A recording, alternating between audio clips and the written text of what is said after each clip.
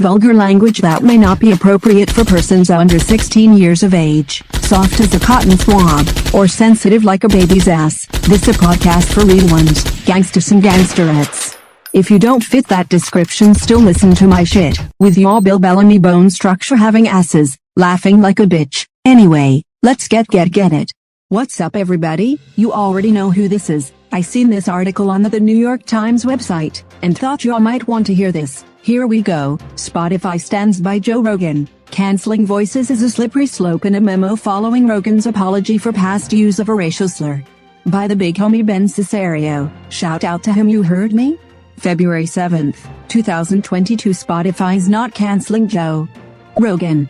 2 weeks into an evolving and far-reaching controversy over its star podcaster, who has been accused of spreading misinformation about the coronavirus, and condemned for his past use of a racial slur, Spotify has faced growing pressure to take a stronger stance about the podcasts it hosts.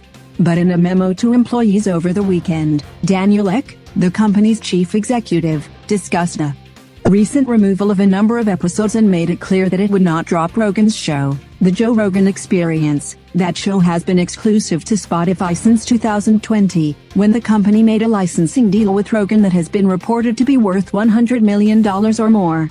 I do not believe that silencing Joe is the answer, Ek wrote in the memo, which Spotify provided to the New York Times.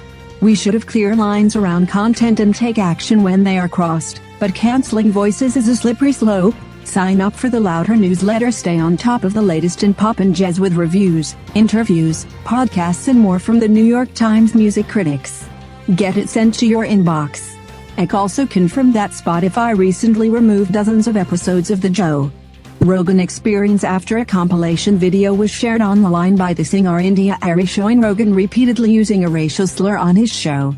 In a video over the weekend, Rogan apologized and called it the most regretful and shameful thing that I've ever had to talk about publicly, though he also said that at the times he made those comments, over 12 years of his podcast, Rogan said, he had believed that they were acceptable in context.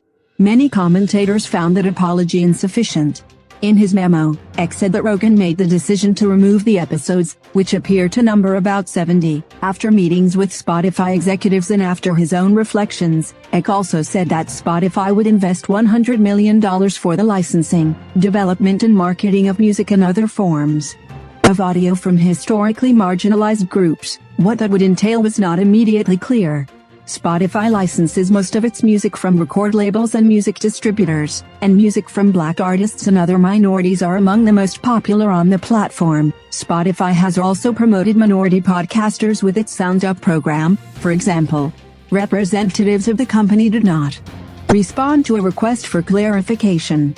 Since January 24th, when Neil Young demanded that his music be removed from Spotify, citing complaints from health professionals about COVID-19 misinformation on Rogan's show, the company has faced a mini boycott from musicians, and constant criticism online. Joni Mitchell, Ari and Young's sometime bandmates and Crosby, Stills and Nash, have all pulled their music. A handful of other artists, like the alternative band Failure, have followed suit, while others have staged protests of various kinds.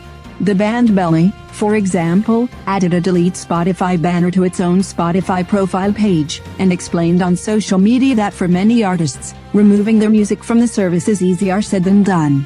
In media circles, Spotify's stance over Rogan has also raised questions about the responsibility of online companies to police the content on their platforms. In recent years, Facebook, Twitter, YouTube and others have come under frequent attack for the content they host, usually about politics or the pandemic. They have responded with a variety of measures, but tended to avoid labeling themselves as publishers. That stance has been more difficult for Spotify, given its exclusive deal with Rogan. In his memo, Ek doubled down on recent comments denying that Spotify's Rogan's publisher. In a company town hall last week, he told employees that despite its exclusive arrangement with Rogan, Spotify did not have advance approval of his shows, and could remove his episodes only if they ran afoul of Spotify's content guidelines. Spotify released those platform rules for the first time last week, It was not clear whether the episodes that were removed last week violated them. In his letter, Eck alluded to growing employee discontent about that position, and said he was wrestling with how this perception squares with our values. I also want to be transparent, he added, in setting the expectation that in order to achieve our goal of becoming a global audio platform, these kinds of disputes will be inevitable. Spotify podcasting giant Joe Rogan apologizing for his repeated use of the N-word. The most regretful and shameful thing that I've ever had to talk about publicly. Rogan sharing his apology just as Spotify reportedly pulled dozens of past podcast episodes from its platform. NBC News reached out to Spotify for comment, but has yet to hear back. In recent days, a compilation of Rogan clips edited together to show the podcast host repeatedly using the N-word has been circulating on social media, shared notably by Grammy Award-winning artist India R.E., who wrote on Instagram, "I have decided to pull my music and podcast from Spotify. I find Joe Rogan problematic for reasons other than his COVID interviews. For me, it's also his language around race." Last week, it was Neil Young and Joni Mitchell removing their music from Spotify over Rogan's comments about COVID and their claims that he spread misinformation. Rogan has since said he's not trying to spread misinformation and would bring more balance to his show in the future. Rogan says it's been years since he used a racial slur and is now apologizing for saying it. I know that to most people, there's no context where a white person is ever allowed to say that word, never mind publicly on a podcast. And I agree with that now.